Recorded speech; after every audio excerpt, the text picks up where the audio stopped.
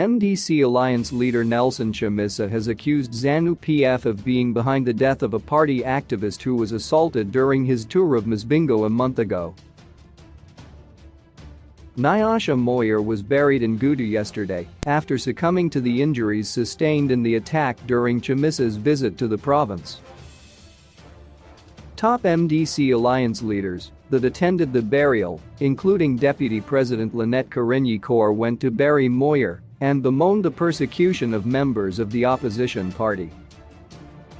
The mainstream opposition leader told The Standard in an exclusive interview yesterday that the father of one was killed like a fly.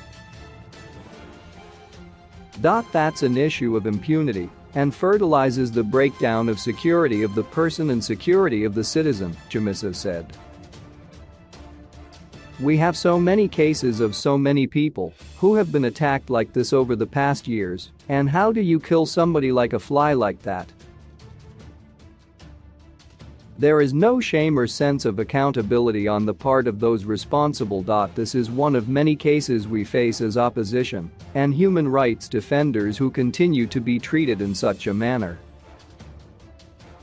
He said it was now clear that there was no difference between President Emmerson Mnangagwa's rule and that of his predecessor, Robert Mugabe, where thousands of people were killed for supporting the opposition. It is clear the leopard is not and will not change its spots, Chamisa said. This is an ominous sign of a dark cloud hovering over our nation, but nobody stays in charge forever. No power is permanent, and no authority is endless. Let us understand that all we do will hurt and haunt us one day. It's not good to have such impunity. The nation needs healing and we need peace builders, not those who burn bridges. The most unfortunate thing is we have the latter in the majority by those who are responsible.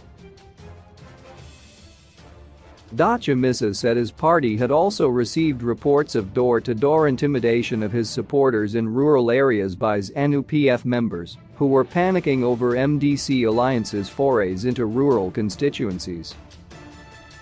I have heard so many reports of people being followed door-to-door in Mindoro, where some headmen's houses were searched, with those involved accusing them of harboring plows and seeds I was said to have given them, he said.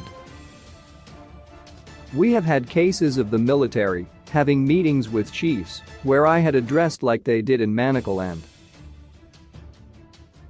It's all part of the intimidation process. Chamisa said Zimbabwe needed genuine dialogue facilitated by the Southern African Development Community, African Union, South Africa and Zambia.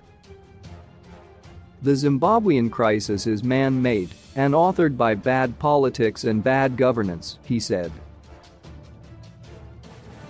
We can point at any external source, but for one finger pointing at that, 4 fingers are pointing at us. Let us address the issue of the 4 fingers pointing at us, and that is the issue of reforms, finding each other, building a national consensus. We need a conversation as a source of resolving issues, and that has been there since time immemorial. There is the concept of always sitting around a fireplace as a family to look at issues, and if that fails, we always invite a neighbor. We have destroyed that fabric and ethic of conversation. We are sufficient to deal with issues if there is political will. We can look for common friends to have a conversation with. We have enough men and women in the clergy, in business, trade unions and civic society, and let us try this very genuine way.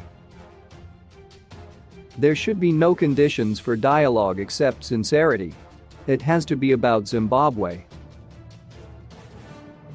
Zimbabwe has a long history of political violence that dates back to the 1980s, where Mugabe unleashed the 5th Brigade in the Midlands, and Matabeleland, where supporters of opposition ZAPU led by the late Vice President Joshua Nkomo were targeted. Human rights activists say the pogrom known as Gukurahundi left over 20,000 civilians dead. After the formation of the MDC in 1999, ZANU-PF and security forces routinely unleashed violence on the opposition party's supporters, with the worst violence recorded in 2008 when Mugabe lost the first round of the presidential elections to the late Morgan Tsvangirai.